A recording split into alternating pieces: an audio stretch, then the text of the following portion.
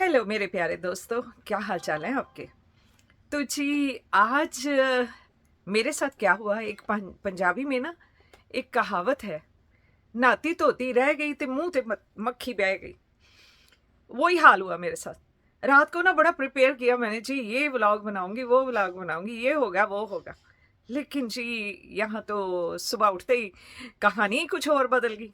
लेकिन अब मुझे क्या, मैंने तो भी व्लॉग में वही लिखना था जो मैंने लिखना था, मेरे अपने अंदाज हैं। अब अगर आप एक स्टोरी सुन भी चुके हो दोबारा, तो आपको दोबारा से सुननी पड़ेगी, क्योंकि मेरी वाली स्टोरी का आपको ज़्यादा मज़ा आने वाला है। तो जी हम बताएं आपको कौन सा वाला गाना आप पहले सुनना चाहते हैं। तो स्टोरी कल चल रही थी कि दिलबर ने मामू को कुछ धमकी दी। मामू आगे से भड़क पड़े और मामू ने सोचा कि अब मैं किस किस की पोल खोलूं। राइट, यही बात हुई थी ना मामू आपकी। तो जी मामू की तरफ से ये था, ना उम्र की सीमा हो, ना जन्म का हो बंधन, जब प्यार करे कोई तो देखे केवल मन, नई रीत चला कर तुम ये रीत अमर कर दो। तो मामू चाहते थे एक नई रीत चलाई जाए जिसमें बूढ़े भी उठ के, मेरे जैसी उम्र के, अब मामू भी तो कुछ कम नहीं है ना उम्र के, वो भी तो बहुत हैं। तो मामू ने सोचा कि एक नई रीत चलाई जाए जिसमें कि कोई भी आके इश्क लड़ाए। मामू जी। और जब पता चला कि अब तो कल सुबह ये दिलबर भाई कुछ पोल खोलने वाले हैं, कुछ बताने वाले हैं, तो रातों रात जी प्लानिंग करके मामू ने फटाफट सुबह होते ही सुलह कर ली। क्यों मामू इतना डर गए, इतने वो फुस वाले आप पटाखे हो कि जरा सा धमाका भी नहीं होने दिया, इतनी जल्दी डर गए। हाँ जी, सुबह देखा पोस्ट आ गई है, माँ से सुलह होगी, बहन से सुलह होगी, मामू से सुलह होगी। वाह जी वाह, इतने डरपोक, इतने डरपोक। इतना भी डरने की जरूरत नहीं थी मामू जी। क्या पता वैसे ही आपको डराया जा रहा हो और आपके पास कोई ऐसे वैसे कोई आपकी हिस्ट्रियां ही ना हो, या अगर है तो थोड़ी सी पर्दे में रहने दो, पर्दा ना उठाओ, पर्दा जो उठ गया तो भेद खुल जाएगा। अल्लाह मेरी तौबा, अल्लाह मेरी तौबा।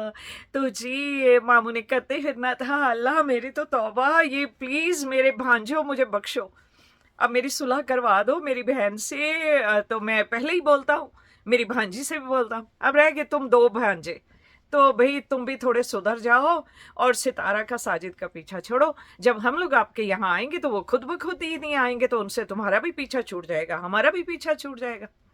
हाँ हाँ हाँ मामू, बहुत दूर की सोचते हो मामू, ऐसा वैसा कुछ नहीं हुआ। क्योंकि साजिद और सितारा तो फिर भी गए बाबर के घर पे, दिलबर के घर पे, बैठ के सबने इकट्ठे मैच देखा, चाय वाय पी और अपने घर आ गए। तो जी कई बार प्लान किए हुए सब फेल हो जाते हैं, अब क्या। लेकिन मामू भी थोड़े से प्रिपेयर होके बैठे हुए थे। क्योंकि मामू का कहना है, खुद तो डूबेंगे सनम, तुम्हें भी ले डूबेंगे। मामू ने झट से धमकी दे दी, मैं साजिद के बारे में ये बताऊंगा वो बताऊंगा, कौन सी वो फिलिपिनोस आती थी, कौन आता था, क्या होता था। तो मामू आपने बक तो पहले ही दिया, फिलिपिनोस के बारे में पहले ही कह दिया, कुछ औरतों के बारे में पहले ही कह दिया, तो और क्या लेके आओगे। क्या उस वक्त भी आप तस्वीरें इकट्ठी करती थी जैसे आपकी भांजी ने करके रखी हुई हैं कुछ, और ला ही नहीं रही है, डर रही है इतना ज्यादा कि ला ही नहीं रही है। तो ले आओ जी, जिसने भी तस्वीरें लानी है ना, कोई बात नहीं। पता क्या आप लोग सोच रहे हो कि सितारा डर के और इसलिए घर के अंदर बैठी हुई है क्योंकि उसकी तो सारी पोल खुल गई हैं, सबके सामने तस्वीरें आ गई है, सबके सामने बयान आ गए हैं, सबके सामने डायलॉग पेश कर दिए गए। ऐसी कुछ भी बात नहीं है। सितारा इसलिए चुप है क्योंकि वो शॉक्ड है देख के अपनों का बिहेवियर, कि कैसे अपने वक्त आते ही बदल जाते हैं। तो ये हैं उसके अपने जिन्होंने उसको इतना सदमा दिया है, इतना सदमा दिया है कि वो सोच रही है कि अब किसी पे भरोसा करूं ना करूं। आऊं वहां वाईटी पे और कुछ कहूं तो लोग उसका एक बात को तोड़ मरोड़ के कुछ डिफरेंट तरफ ले जाएंगे। जैसे कि सुनने में आया, एक मोहतरमा ने एक बात फैलाई, ये शायद 2 दिन पहले की बात है लेकिन मैं फिर से उठा रही हूँ इस बात को। एक मोहतरमा ने कहा, जी साजिद जो हैं वो अपनी बाजू में हाथ डाल के और सूंघते हैं कि स्मेल तो नहीं आ रही। अरे स्टुपिड औरत, अरे पागल औरत, तुझे ये नहीं मालूम कि मर्द जो हैं वो औरतों से ज्यादा स्वेट करते हैं। जब वो काम इतना ज्यादा करते हैं, जब भारी भारी चीजें उठाते हैं और गर्मी सर्दी हर जगह बाहर का काम, घर का काम, सबसे ज्यादा मेहनत का काम वो ही करते हैं। तो जितनी मेहनत करोगे उतना पसीना बहेगा। अब इस स्टुपिड औरत को कौन समझाए? इसने तो जाके जी साजिद को बोलना था पकड़ के, आ जफियां पपियां पा लिए, आ दिल दे पेच लड़ा लिए। तो साजिद तेरे पास नहीं आने वाला मोहतरमा, लेकिन फिर भी अगर तुम्हें उसकी स्मेल से नफरत है तो तुम ऐसा करना, नेक्स्ट टाइम जाओगी ना तो उनके लिए एंटी पर्सपिरेंट, मैं आहिस्ता करके बोल रही हूँ ताकि आप लोगों को समझ आ जाए। एंटी पर्सपिरेंट होता है जिससे पर्सपिरेशन कहते हैं पसीना आने को, राइट? तो आप लोगों को मैं थोड़ा सा बता भी दूं, क्योंकि यहाँ पे मैंने बहुत बहुत चीज़ें देखी है वाईटी पे और इतनी हंसी आती है लोगों को देख देख के ना, कि इतनी मामूली सी भी चीज़ लोगों को पता नहीं है। अब क्या करें, हार्डली कोई लोग एजुकेटेड हैं, हार्डली कोई लोग स्कूल में गए हैं। मैं यहाँ मेजॉरिटी जो लोग वाईटी पे आके अपने अपने चैनल चला रहे हैं, जिन्होंने कभी बाहर की दुनिया नहीं देखी थी, या अगर पैसा आ गया बहुत ज़्यादा तो खुद को बड़े समझने लग पड़े हैं कि जी हम तो सब कुछ जानते हैं, लेकिन जानते वाते कुछ नहीं। तो एंटी पर्सपिरेंट स्प्रे होते हैं, औरतों के लिए अलग होते हैं, मर्दों के लिए अलग होते हैं। मर्दों का ज़्यादा स्वेट आता है, ज़्यादा पसीना आता है। स्वेट का मतलब पसीना। तो जी उनको पसीना जब आता है तो वो स्प्रे डालते हैं, बाजू पे डाल लिया, पेट पे, जहां भी पसीना आता है आपको डाल लो उसको, उससे आपका पसीना रुक जाता है। तो मोहतरमा नेक्स्ट टाइम जाओ तो एक एंटी पर्सपिरेंट का स्प्रे जिसकी खुशबू अच्छी सी हो वो आप ले जाना और गिफ्ट कर देना, ओके? नहीं तो मेरा सितारा को मैसेज है, सितारा इन लोगों का कोई पता नहीं, ये जाएंगी लेने एंटी पर्सपिरेंट देख के और उठा लाएंगी औरतों वाला और दे देंगी साजिद को। और साजिद भी बिना देखे, बेचारा शरीफ सा बच्चा है, वो उठाएगा, उठा के लगा लेगा। और साजिद जाएंगे बाहर गलियों में तो पीछे पीछे चल पड़ेंगे छक्के। तो पता है छक्के क्या होते हैं? हमारे इंडिया में उनको छक्के बोलते हैं, जिनको आजकल थोड़ा सा पाकिस्तान में तो मेरे ख्याल से इस बात को बहुत बुरा माना जाता है कि कई लड़के लड़कों के साथ और लड़कियां लड़कियों के साथ जो ऐसा वाला चक्कर होता है ना, उनको छक्के बोलते हैं। तो जब कोई आदमी औरतों वाली स्मेल लगा के और औरतों जैसे कपड़ा कुछ लंबी शर्ट्स और ऐसा वैसा पहन के चलते हैं, तो वो जो छक्के होते हैं ना वो पहचान जाते हैं ये हमारी ग्रुप का है, तो वो उनसे दोस्तियां करने भागते हैं कि ये हमें मिल जाए। तो इंग्लिश वगैरह में तो यहाँ जितनी वेस्टर्न कंट्रीज़ है यहाँ पे तो ओपनली सब कुछ ये कुछ होता है, सबको पता है और लोग उनके रिस्पेक्ट करते हैं कि ये जन्म से कुछ ऐसा होता है बॉडी के अंदर कि लोग अपने आप को रोक नहीं पाते हैं।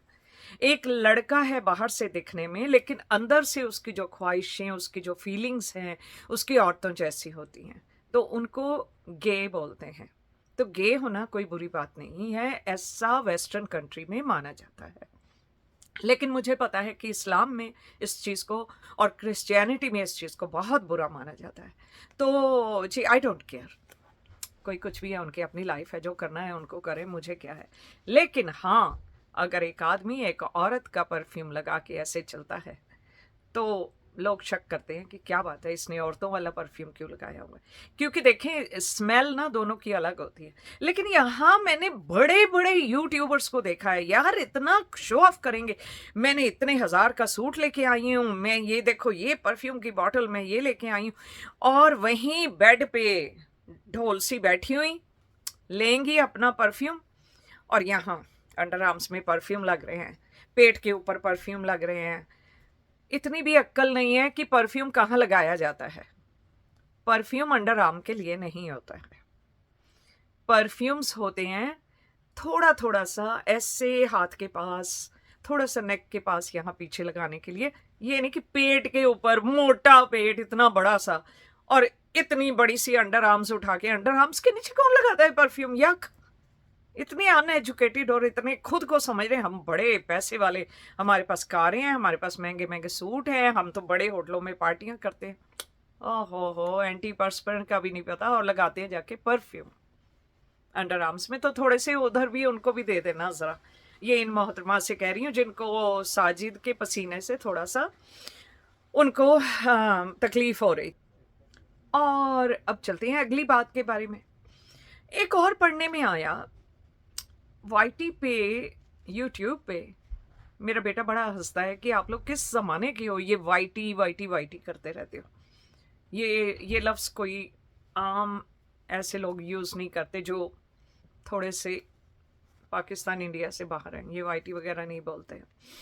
तो यूट्यूब पे जो लोग हैं बहुत सी अफवाहें उड़ाते रहते हैं सितारा के बच्चों को लेके। सबसे पहले तो लानत है इन लोगों पे जो बच्चों के बारे में ऐसी बातें करते हैं। क्या तुम्हें अपने मर्दों का, अपने हस्बैंड्स का सबका पता है कि वो बाहर क्या गोल खिलाते हैं? तुम्हें क्या पता किस किस गली में उनके पिल्ले वहां रेंगते फिर रहे हैं, वहां पीछे पीछे आते जा रहे हैं, और कहीं अचानक से तुम्हारा मियाँ वहां से गुजरता है, उसकी नजर उन बच्चों पे पड़ती है तो बेचारा देखते ही उसको होता है ये तो बिल्कुल मेरे जैसा लग रहा है, कहीं मैं पकड़ा ना जाऊं। और अंदर से बाप का प्यार भी छलकता है तो वो वहीं पे गाना शुरू हो जाता है, ओ नन्हे से फरिश्ते तुझसे ये कैसा नाता, तुझसे ये कैसे रिश्ते, ओ नन्हे से फरिश्ते। लेकिन अब वो किस किस के बर्थडे मनाए, किस किस को जाके बोले हैप्पी बर्थडे टू यू, किसी को नहीं बोल सकता है। तो ये जो औरतें जो सितारा साजिद के बच्चों के ऊपर उंगलियां उठा रही हैं और ऐसा बोल रही हैं, तो अपने अपने मर्दों के डीएनए टेस्ट करवाने के लिए तैयार हो जाए। क्योंकि अगर आप बातें करोगे ना तो हम सितारा के सपोर्टर्स हम भी उठ के आप लोगों से कहेंगे चलो पहले चल के वो फला बच्चा बिल्कुल तुम्हारे हस्बैंड जैसा लग रहा है, पहले अपने हस्बैंड का डीएनए टेस्ट उस बच्चे के साथ करवाओ कि कहीं ये बच्चा उसका तो नहीं है। तैयार हो? अगर तैयार हो तो चलो सितारा के बच्चों के भी बाप को ले आओ और सामने आके करवा लो टेस्ट, हम करवाएंगे। मैं देती हूं आपको प्रॉमिस। साले कुत्ते ना हो कहीं के। Sorry to use bad language, पर यहां कई बार करनी पड़ जाती है बैड लैंग्वेज यूज, क्योंकि आप लोग समझते ही नहीं हो। अरे छोटे छोटे बच्चों को भी नहीं छोड़ रहे हो आप लोग, क्या हो, क्या समझते हो अपने आप को? कुछ तो शर्म करो। बच्चे सबके बराबर होते हैं। उन माँ बाप का सोचो जिनकी औलाद होती ही नहीं है और वो अनाथ आश्रम से जाके बच्चे उठा के ले आते हैं, तो उनके बच्चों के लिए भी तुम ये कहोगे कि पता नहीं किसकी औलाद है इनके घर में पल रही है, या ये कहोगे आहा कितने अच्छे पेरेंट्स हैं कि इन्होंने देखो एक अनाथ बच्चे को गोद लिया और उसको अपना नाम दिया। तुम कौन होते हो पहली बात किसी के घर में दखल देने वाले? खुदा बन गए हो तुम लोग, अपने आप को खुदा सोचने लगे हो। किसी पे भी किसी तरह की भी उंगली उठा दोगे तुम लोग। कितनी लानते भेजे रोज हम सबसे, इतनी इतनी लानते तुम लोग लेते हो, फिर भी तुम्हें जरा सा भी असर नहीं होता है। जरा सा भी कहे ना, एक रत्ती भर भी किसी की बात दिल पे लगी हो और आप सोचो ओहो मैं तो इतना बड़ा गुनाह कर रहा हूं, मुझे आज के बाद ये बात नहीं कहनी है। लेकिन कल निकलता है तो उसके साथ ही इनके पाप, इनकी बुरी सोच एक ना एक गुल और खिला के उठती है कि कैसे अब मैं अपने इस गुनाह के पर्दे कैसे फाश किसी के करूं, चाहे वो गुनाह हो ना हो, मैंने इसको गुनाह बनाना है। तो आप लोग क्या हो? आप शैतान की औलादें हो, क्योंकि जो अल्लाह के बनाए हुए बंदे हैं ना, उनमें फिर भी कभी ना कभी अक्ल आ जाती है, लेकिन आप लोगों में नहीं है। बिल्कुल भी अक्ल नहीं है आप लोगों में। चलो, आप जानो, आपका अपने खुदा पे भरोसा जाने कि आप कितना डरते हैं अल्लाह से, कितना विश्वास करते हैं कि मरने के बाद आपको अल्लाह को जवाब देना है, या फिर आप सोचते हो कि शैतान आपको आराम से उठा के वहाँ से ले जाएगा, पाप की गठरी आपके साथ लेके, और आपको फिर भी जन्नत के किसी कोने में डाल देगा। तो रहिए इसी भरोसे और करते जाइए जितने गुनाह आपको करने हैं। तो जी, नेक्स्ट हम चलते हैं बाप जैसी बड़ी बहन के टॉपिक पर। बाप जैसी बड़ी बहन का मामला तो बड़ा ही टेढ़ा होता जा रहा है।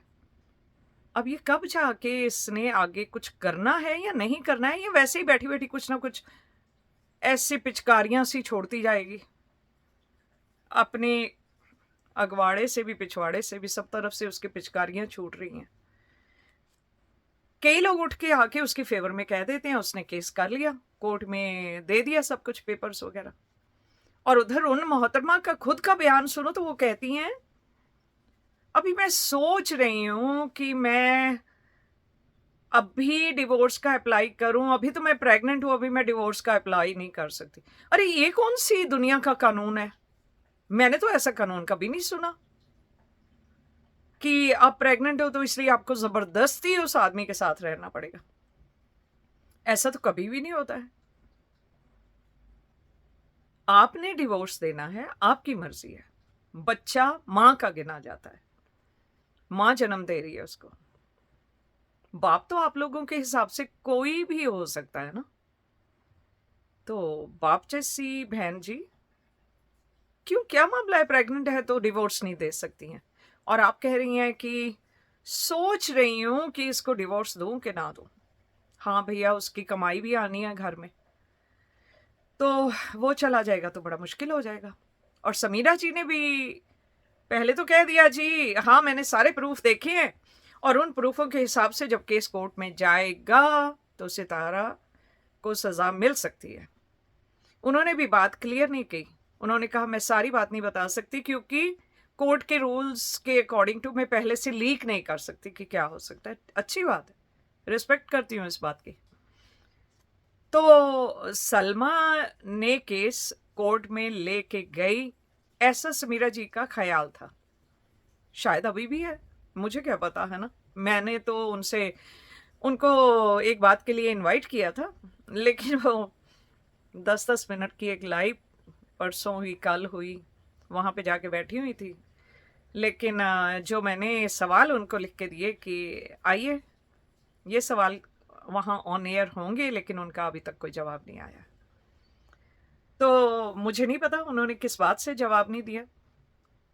तो बाकी भी कोई जिनके पास जाके बैठती हैं वो कोई इतने बड़े यूट्यूबर नहीं है। अगर सोचा जाए कि मैं बड़ी छोटी यूट्यूबर हूँ और वो बहुत बड़े बड़े यूट्यूबर्स के पास जाते हैं, और अगर बड़े और छोटे यूट्यूबर्स को गिना जाए तो समीरा जी भी अभी न्यू है यूट्यूब पे, तो उनको भी बड़ा यूट्यूबर नहीं गिना जाएगा। तो बड़ा छोटा यूट्यूब में कोई नहीं होता है, सबको अपनी मेहनत का कमाना है, और जितना काम करोगे उसके हिसाब से कमाओगे। तो बड़ा छोटा कोई भी नहीं है यहाँ पे, मैं नहीं इस बात को मानती।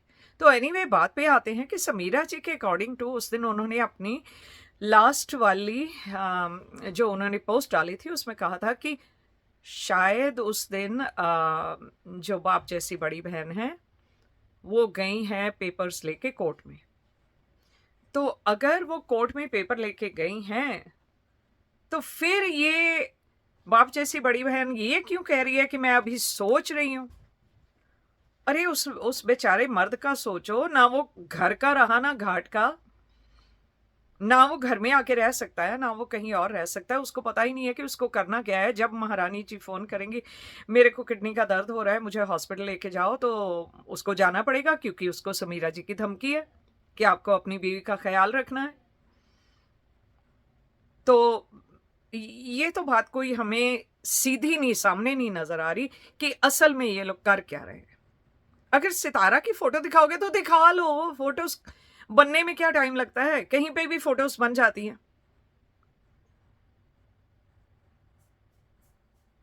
तो सॉरी, मैं अपने नोट्स देख रही थी साथ साथ में कि कहीं कोई बात मेरे से मिस तो नहीं होगी है।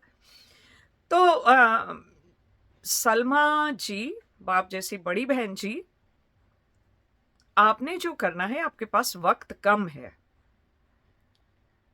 आप अगर ये सोच रही हैं कि नहीं, पहले बेबी हो जाए उसके बाद सारा कुछ तय करूं, तो फिर ये अपने वाईटी पे जो आपके लिए दूसरों को काटने को बैठे हुए हैं ना भौ भौ करके, उनको कहिए कि फिर ज़रा शांत हो जाएं। फिर जब आप आएंगी उनको कहेंगी, ये लो जी थोड़ा सा आपको चिकन डाला, उठ जाएं, खड़े हो जाएं, सारे के सारे आ जाएंगे वापस आपके पास। मीट चिकन कुछ भी डालेंगे उनको तो नेचुरली बात है, अच्छी चीज़ उनको देंगी तो वो भी आपके पास आ जाएंगे ना दोबारा से। वो सितारा के पास नहीं आएंगे क्योंकि सितारा अब उनको नहीं लेगी। वो आना भी चाहे तो सितारा उनको नहीं लेगी। वो आप ही के लायक थे और आप ही के पास रहेंगे। तो रखिए जी आप उनको अपने पास, ओके।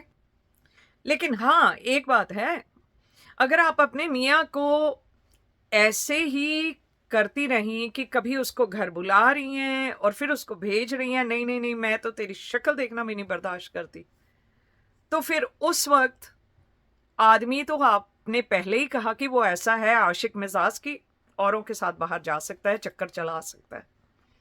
तो ये ना हो कि वो अपनी आशिकी कहीं और आजमाने जा रहा हो, क्योंकि वो कौन सा आपके साथ रह रहा है, और उसको कोई और अच्छी मिल गई तो फिर आप क्या करेंगे? आप तो कुछ कह भी नहीं सकते कि वो घर से बाहर रह रहा है तो किस किस को मिल रहा है, किसको नहीं मिल रहा है। या हर जगह गली में कैमरे जो लगे हुए हैं, सीसीटीवी, उनको आप ढूंढती फिरेंगी कि मेरा मियाँ किसी के साथ तो नहीं जा रहा था। अब तो मेरा ख्याल है ये सलमा जी ना सिर्फ आखिर में यही गाती फिरेंगी, तुझे खो दिया हमने, पाने के बाद तेरी याद आई, तेरी याद आई, तेरे जाने के बाद तेरी याद आई, तुझे खो दिया।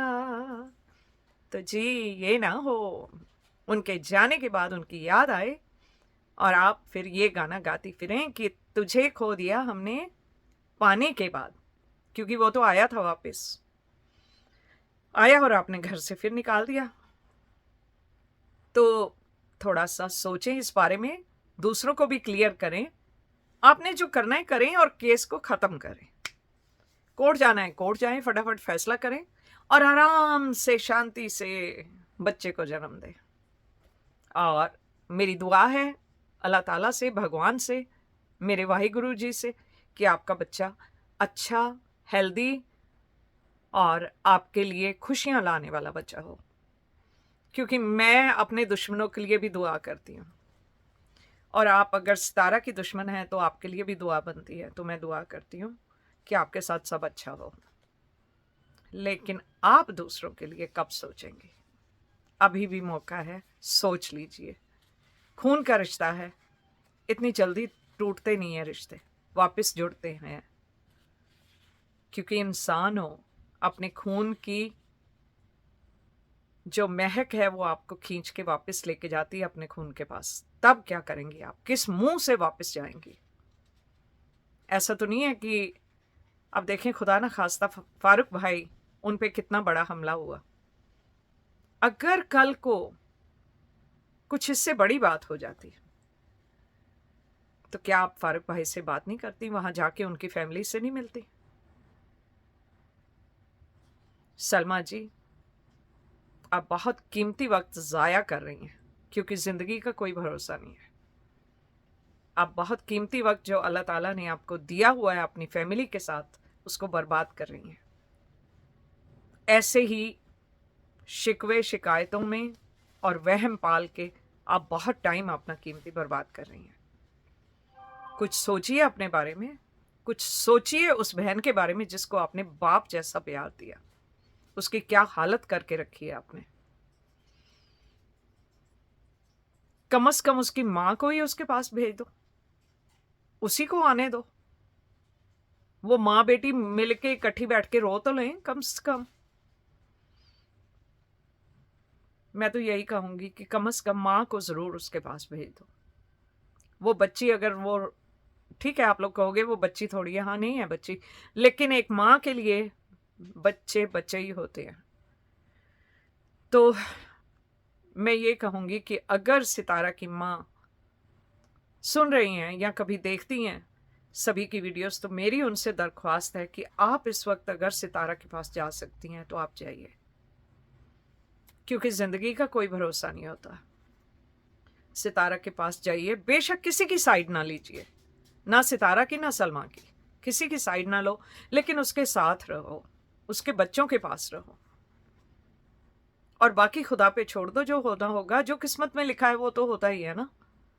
कई बार दुख लिखे होते हैं, सुखों को महसूस करने के लिए दुख आते हैं जिंदगी में, तो आने दो उन दुखों को, कोई बात नहीं, उनका डट के मुकाबला करो और अपने अल्लाह पे विश्वास रखो कि दिन बदलेंगे और ज़रूर बदलेंगे। और हम आखिर तक, चाहे कुछ भी हो जाए, चाहे कोर्ट भी कोई फैसला सुना दे, सितारा हम तुम्हारे साथ थे, हैं और रहेंगे। और अल्लाह करे ये जितनी मुसीबतें लोग तुम्हारे ऊपर ला रहे हैं ना, ये एक दिन इनको खुद देखनी पड़े, महसूस करनी पड़े, और इनको पता चले कि किसी को दुखी करने का क्या सिला मिलता है। सितारा और उसकी फैमिली के लिए बहुत सारी दुआओं के साथ आप सबसे इजाज़त चाहती हूँ। अपना ख्याल रखिएगा।